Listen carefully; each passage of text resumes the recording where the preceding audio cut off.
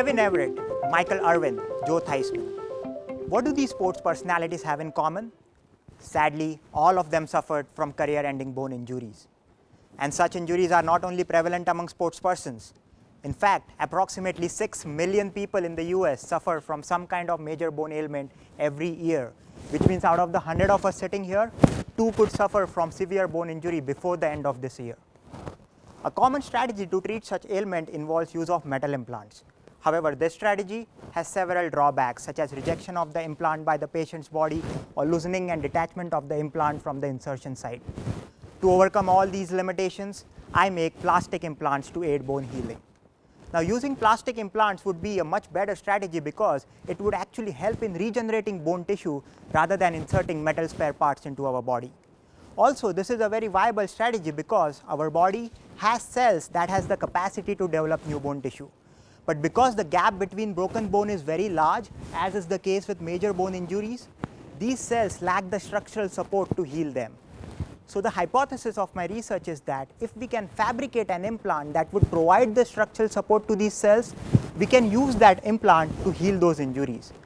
Also, the implant will be designed out of such a modified material that it will dissolve out as the new bone is formed, so that once the injury is healed, there is no foreign object left in the body. To design such an implant, we have chemically prepared a special type of plastic which is compatible with our body. This plastic is a long chain molecule having reactive functional groups as shown by these red pyramids, and these reactive functional groups can be used to couple a specific type of biological molecule shown by this yellow Pac-Man figure. Now, this biological molecule is very special because it has a strong affinity for the bone making cells of the body.